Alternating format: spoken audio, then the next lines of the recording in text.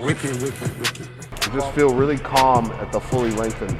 Wicked, wicked, wicked. The longest road is probably consistency over time. Wicked, wicked, wicked. Right. Leisurely bike ride. We're gonna play this or that. This or that. This or that. So here we go. Leg press or hack squat? Hack squat. Tim Hortons or McDonald's? Tim Hortons. Nike or Adidas? Nike. Dumbbells or machines? Machines. America or Canada? Canada. Well, I'm gonna catch shit for that either way. So. The 1990s bodybuilding or 2000s bodybuilding? Say 90s. Phil Heath or RAMEY? Phil Heath. Classic physique or open body? Open bodybuilding. Shorts or pants? Shorts. Isoprotein or casein? What? ISO. Pre-workout or caffeine or coffee? Oh, pre-workout times 10. I mean, to just pick between each thing is just arbitrarily picking stuff. Like certain things are good for certain movements, right? And certain things are good for different people, how they're structured and built.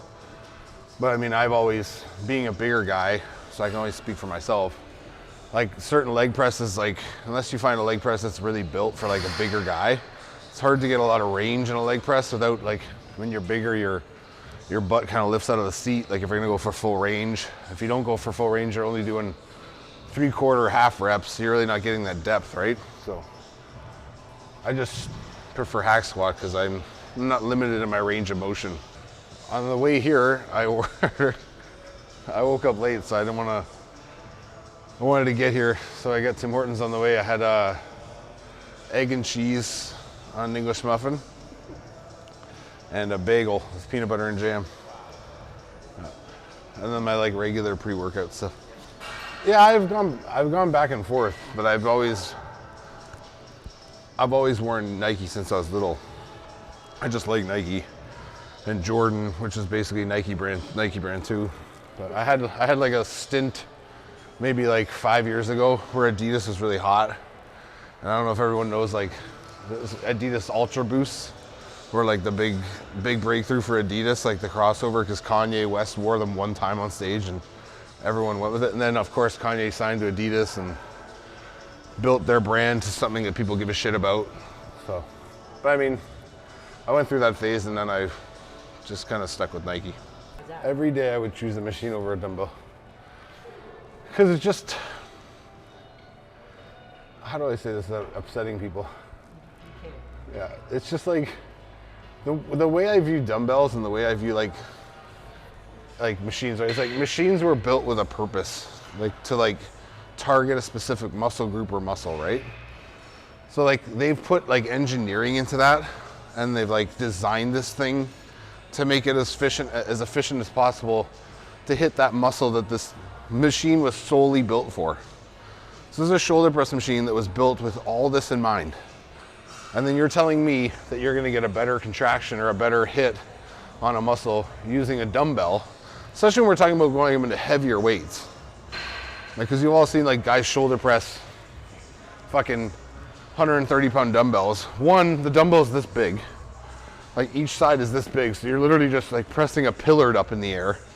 This is just like this, like you can't, like, you're just in like this like no man's land of your shoulder the whole time. You're never able to lock down and like really control your negative. It's just like this panic.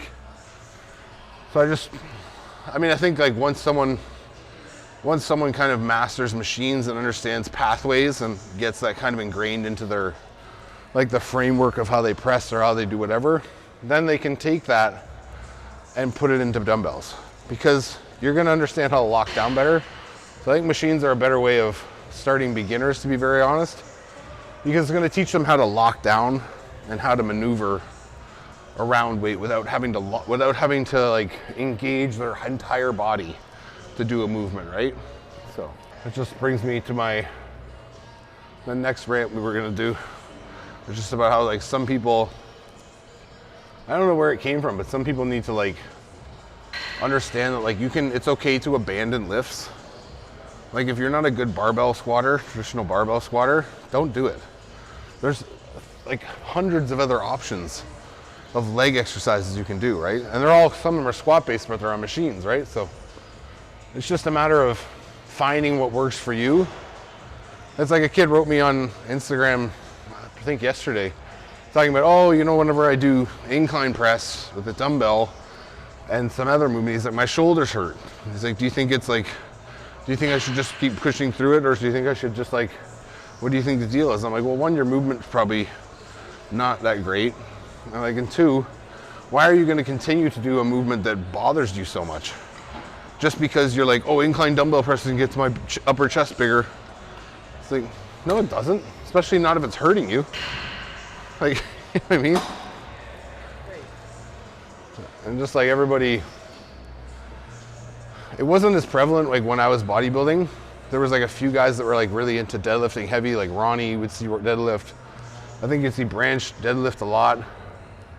Different guys, right? It was very like niche movement where like guys weren't doing like these heavy pulls off the ground. But now it's like, ever since I've come back into the scene, it's like everybody's like they're prioritizing deadlifting. And it's like, and I'm not talking like rack pulls, I'm talking like off the ground, like moving that full load. Like, you're a bodybuilder, man. Like, you know, that's like, that and squat are probably like the #1 injury causing fucking movements in all of like physical sports, like all of lifting. Because like the level of error and like the risk of error is so small there that you can like pull wrong one time and like fuck your back up, or like fuck up your hip, pop a bicep, even pulling on a deadlift, right? It's like, I don't know if the benefits outweigh the risks on that, because I don't really think that like people are getting that much out of a deadlift. Other than you get to say, oh, I did deadlift today, I PR'd. Well, whoop-de-fucking do. Like, I can understand like lowering the weight on a deadlift and going for reps and really locking down in your lats and your chest and like moving that weight so it's not this like massive exertion off the ground, right? But it's the same with barbell squat. People that are good deadlifters and people that are good barbell squatters are literally built for it. I'm a horrible deadlifter. I have short arms. I have a longer torso. For me to even get down to the bar is exhausting. And then I gotta lock myself down and I gotta stand up. From the minute I start pulling, I feel my back straining. I don't ever feel like I could get my chest up as high as I needed to drive up through it. So it's like, I was like, why am I doing this? Like, why don't I just do rack pulls and like, or find a level of the bar where I can lock in and just stand up and use my back to pick it up, as opposed to like these full traditional deadlifts where people are like, it's a leg press. Basically, man, when you lock on, like you see the best guys in the world. I think Jamal Browner, is that his name? Yeah, I follow him on Instagram. I actually wrote him because to watch that guy deadlift is like, it's like otherworldly. Like, I don't know how he does that. So smooth. And it's just like effortless. Like the sumo he does, it's just like, boom, drops the fuck, like 900 pounds. And he's like, after like, nah, it was all right. Like, you know what I mean? Like, that's someone who should be deadlifting because that's their sport. Like, that is your sport. You are a fucking power lifter. And usually powerlifters, like, a lot of powerlifters aren't strong across all motions. Like, the best in the world are, obviously, right? But like, there's always one lift they specialize in that they know will bring their total up. Surpass, like, because they'll make up for their bench or whatever it might be, right? But like, that guy is, and guys like him that I've seen, like Richard Hawthorne, it's just like, you can tell that those guys, their bodies are made for deadlifting. You know what I mean? So like, why? And they're also not like super muscular. Jamal's a muscular guy, like he's got a good build to him, but like a lot of other deadlifters, they aren't like that physically like impressive aesthetically, right? So it's like, why are you thinking that this pull of this large amount of weight is just going to equate to muscle? It's like, no, it's your, like, you have to understand strength and building muscle. Yes, they're intertwined, but they're two different things. They're two different goals, I should say.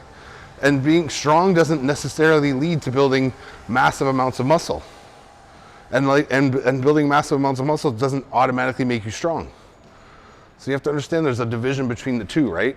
So if that's your goal, is to just be stronger, then keep doing that. But don't think it's going to correlate to like success on the bodybuilding stage necessarily. It's kind of like stupid to think that way, right? Yeah. Well, the way Canada's going, I might be I might be moving to America. Me too. Texas is looking for a new resident. I'm not one of these like bodybuilding snob guys who's like, oh, this generation's better than that generation. It's like there's been great guys in all generations, but I just like, you have to understand when I grew up, I was watching the 90s guys and the 2000s guys, but like, so it's, to me it's blended.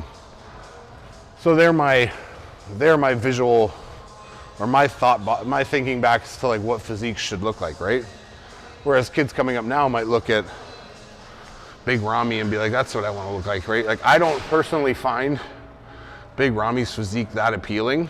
Like I respect the hell out of it. Like there's a lot of muscle there, there's great structure, right? But it's like, I'm more into like densely packed muscle.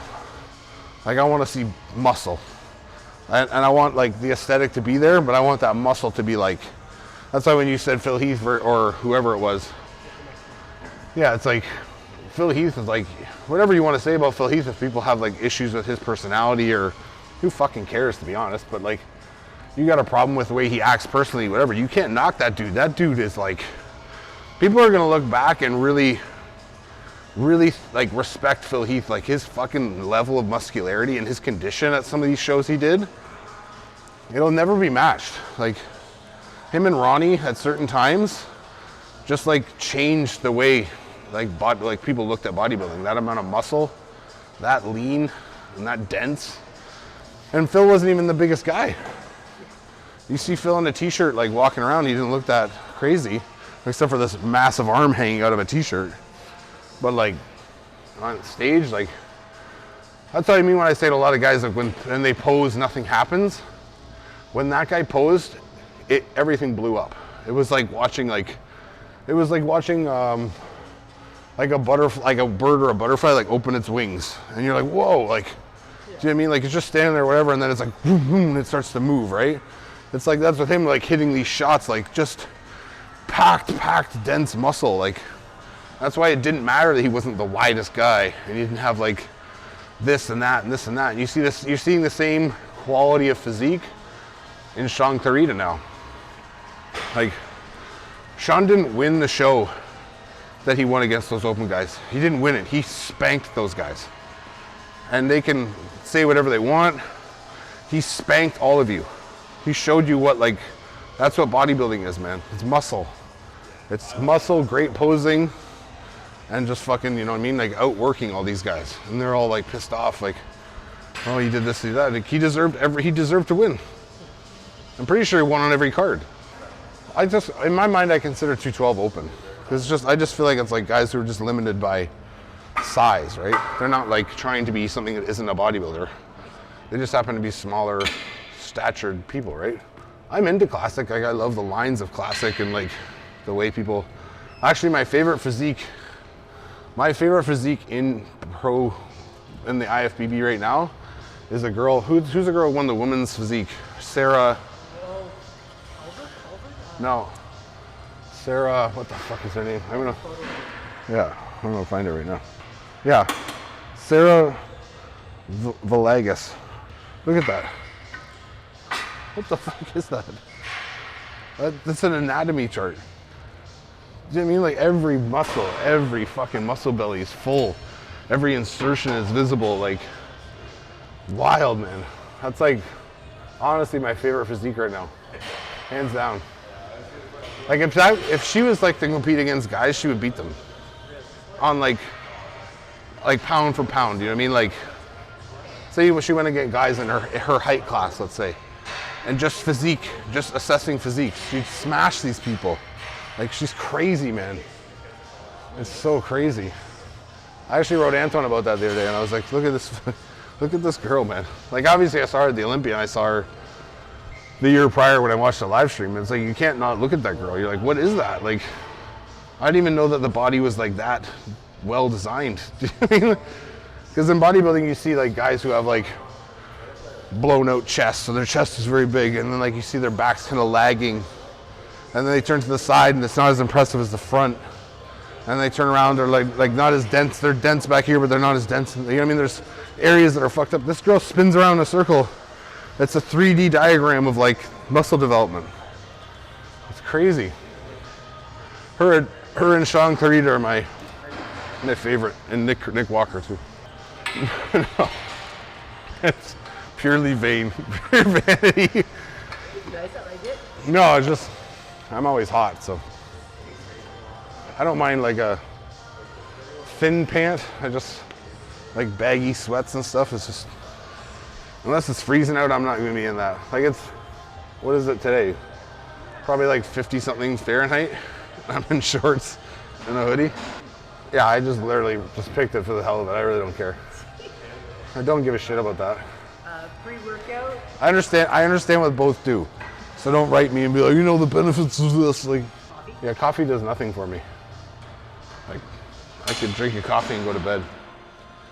If I couldn't drink pre-workout and go to bed, that's for sure. I like to feel like borderline on the edge of like an anxiety attack when I'm about to train. Just like fired up for, you know what I mean? Sometimes it takes a lot for me to get going. Like last night I went to bed at like, because of my other job, 5 a.m. and I'm here already at 12, right? So you can guess on the amount of sleep I got, right? Sometimes it takes a little kick. It's been really, like, I'm gonna give a shout out to like a lot of the people who have written me. Like, someone wrote me from Kenya the other day, telling me that they're watching my videos. The guy's name was Dickie. Sorry if I don't know your full name. He called himself Dickie. But just like, it's been really cool to see the response that people have been getting me. Like people writing me from Kenya, people writing me from like the UK. Some guy wrote me this morning from his girlfriend's account in the UK. All this stuff, like telling me he's in school and learning about, he's like in kinesiology and other sports, whatever programs in university. Said he's watching my videos to learn stuff. I was like, man, you need to get on your professor's ass. If you're learning more from me, then that shouldn't be the case, but I'm flattered either way. How can people support you?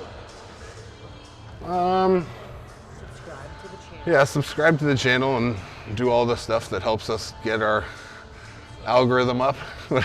Like, share, subscribe, all that stuff.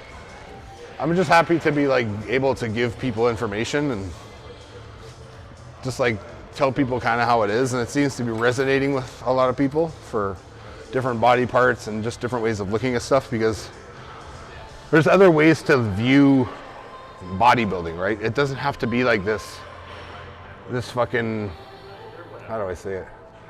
Like you have to subscribe to one way and you just have to stick to it and you have to like be miserable. Like in the sense that like as easy as it is to eat the same meals every day and to like do all this stuff, especially like in the off season, it's like you have to allow yourself to enjoy this sport, and you have to allow yourself to like be excited to come to the gym. And like if you're obsessing about your meals or like, you know what I mean, like, oh, I forgot this today, I forgot that today. It's like everyone, ever since I've come back into bodybuilding, and it was happening when I was leaving, it's like people have completely forgotten that the number one ingredient to you getting better as a bodybuilder or any type of athlete is your training. It's not your nutrition. They work hand in hand together. They're both needed to help the other. But if you took training out of the equation and you just worried about what you ate all day and didn't train, nothing would change about your body. Yeah, you might be healthier, you have better food in you, better nutrients, whatever, but you wouldn't even be assimilating that food properly if your training sucked. You know what I mean? So you wouldn't be using the calories you're taking in or the micronutrients or nutrients you're taking in. So it's like, I just don't understand that. Like, or when everyone wants to make a change to their physique or change to like how they're doing things, it's always like, I'm changing coaches. Like when people say coach about someone who diets someone, that's not a coach. They're not helping you like navigate. To me, in my eyes, as a coach is someone who's like improving form, improving technique, maybe improving mindset, giving you direction, giving you focus, right? Like telling someone what to eat. Like, you know what I mean? Like, and if you have a piss poor back or a bad chest or whatever it is, like, you have to do something you have to find someone or do something that's going to change that for you. So no amount of meals you eat and no amount of, in the order of meals you eat or how or when you take your juice. I take my shot in the morning before I go train, and after that I take my fucking growth hormone. Like, none of that shit fucking matters if you're not training the body part well. It's not just gonna magically grow because you put stuff in the body that helps it grow. If you're not stimulating it, if you're not training with like full range of motion on a lot of stuff, you're not gonna develop properly. So it's like, I don't understand how training's become this, like, it's taking a back seat to like dieting, supplements, all this stuff. It's like it's like the least important piece. Meanwhile, it's like, it's completely reversed. Like, it's literally like the most important thing. So if you come to me, you're like, oh I don't like my legs. I need to get like 2-3 inches on my legs to balance out my body. Well, then it's like, okay, what have you been doing for legs? Okay, well, we're not doing that anymore.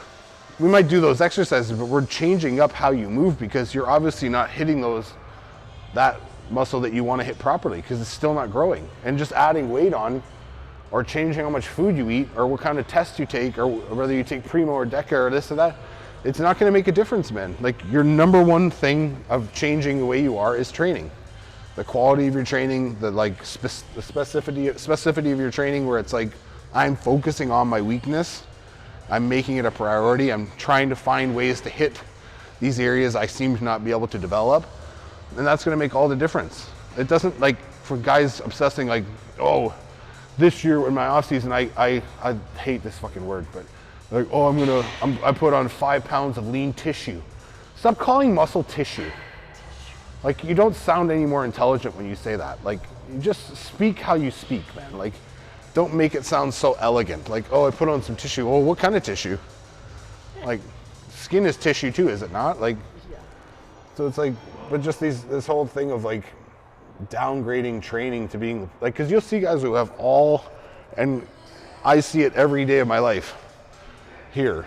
It's like everyone has like the perfect diet plan, the perfect supplement plan. I have everything timed out, perfect drug protocol, this and that. I test my blood sugars, which you should do. There's nothing wrong with that. Test your blood sugars.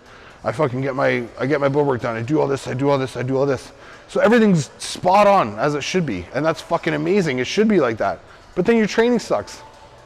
You're in here for a fucking hour and a half, 2 hours. You don't even break a sweat. You guys don't understand. In order for the body to grow and to like really adapt and put on muscle, you need to stress the fuck out of it in the gym. You need to train hard, man. And that doesn't mean train out like, every day I'm passing on the floor. That means train harder than you want to train. So if your ass is in here for an hour and you barely break a sweat and you do fucking 15 total sets, you need to get in here and start moving and get in 30 sets. Doing the same shit you're doing, get in more volume, create more stress, more damage, so that the body can repair and build up stronger, right?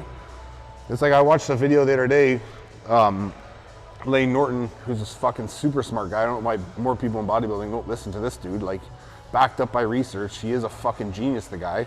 And he just spells all this shit. And it was like exactly what I've been thinking the whole time. It's like he's like the most important, in the study he's talking about, the most important hormone related to anabolism or to putting on muscle was cortisol.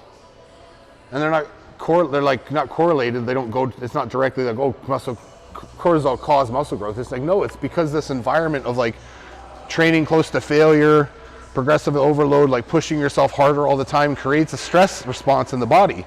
So that hormone releases more often. So you know when you're breaking down efficiently, there's probably a little more cortisol being released to release energy from cells, right? To help you repair.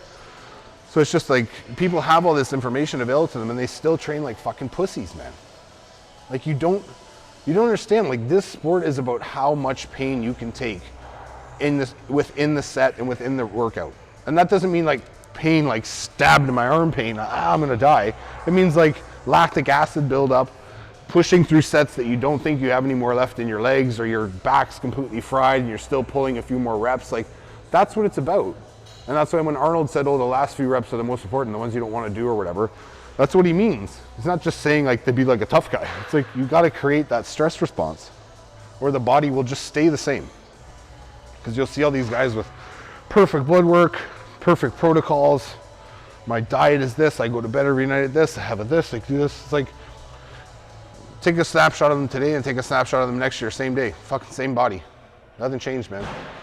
You could, maybe you're a little leaner, maybe you're a little drier, but like the changing of conditioning and like, and level of leanness is not change overall of the body. There's no new muscle, there's no anything, there's no new shape to like the body because you've been training it better and things are opening up more, things are sitting better. So it's like you guys can, and now that you understand you have all that stuff on point, diet, blood work, all this stuff you want to measure, blood sugar, like now it's time to like really put your fucking work boots on and get to work, right? It's like you're not, if you think you're training hard, I know I'm not training hard, but I'm not trying to train hard because I'm not competing on stage. I'm just trying to lift to feel good and like my old ass body, I like to keep moving, stuff like that, right? I'm not trying to like impress people. But like if you're trying to get on stage and your goal is to be Mr. Olympia or to like be a top level bodybuilder, you better be prepared to work, man. Every day you go home, you should flop down on your couch after and be like, man, I'm tired. Like even from chest, even from shoulders. Like it shouldn't just be like that after leg day. You know what I mean? Like you guys should be really pushing yourselves because one, like I said in the last video, this is all you guys are doing all day. This is literally all you do physically all day. So if you can't afford to push yourself beyond your limits a little bit in that hour and a half you're in the gym, and then the rest of the day you know damn well you're doing nothing else. With the assumption of guys like Antoine. Antoine's wild. He does like fucking hot yoga. He does all this stuff at 300 pounds, right? But again, that's why Antoine's one of the biggest guys around, right? He stresses his body and his body accommodates the stress. But it's like you guys have to just really get into the mindset of thinking that like I got all my I's dotted and my T's crossed and I'm exactly what a good bodybuilder should be doing, and this is all this stuff I'm doing is going to lead to this. It's like I don't know, you got to look at the training. I'd rather someone come to me that has like balls out training, like is ready to just fucking push themselves till they collapse, like Kathleen, who I train at the gym, is just ready to go, right? Her, like Cody, guys like Cody too. It's like they're not gonna sit there and be like, oh, you know, humming and hawing. It's like, no, we're gonna work. When I leave the gym, I'm done. I'm gonna be exhausted, right? That's the mentality more people have to have, and that's why like I enjoy training both those people so much, because I'm not gonna lead them down a path of injury, and I'm gonna pull back when I think when they're done. They might think they have 3 more sets, but in my head, I'm like, you know, it's been enough for today, like, because you do need to recover. You don't need to like, the idea is to stimulate people, not annihilate them. So I don't want to like annihilate your muscle. I just want to take it to that breaking point, like where it's like almost like I can't take it, and then I pull back, right? So the body gets acclimated to different levels of stress, like a little bit each time. So it's a progressive overload of like work as well, right? Like I stressed this much this time, and then I pushed a little more next time, and I pushed a little more next time, like, and that doesn't have to be weight. It could be another drop set. It could be you add in one exercise at the end. There's one set of. It's just an all-out set with a new movement, right? So, just different ways to approach training, and people need to get out of these cookie cutter fucking ideas of like, oh, I do 4 sets of this, 5 sets of this, then I move on to this. I see like top guys in the industry drawing that shit out for people online. You guys don't train like that. If you do, you're lost, man. Like, just train how you feel. Like, I could never map out I could never even write right now what I'm about to do today. I'm just doing it by feel, right? So if I start doing the exercise and then not feeling it anymore, or I don't like the way it's feeling today, I'll move to another exercise immediately. And then I'll combine another exercise with that to like help that out, right? So just this idea of improvising, and you don't have to have a plan. If you know how to move, you know how to move. You can do if I know how to pull my back, I know how to move my back. I can use any back machine in here and try and feel it.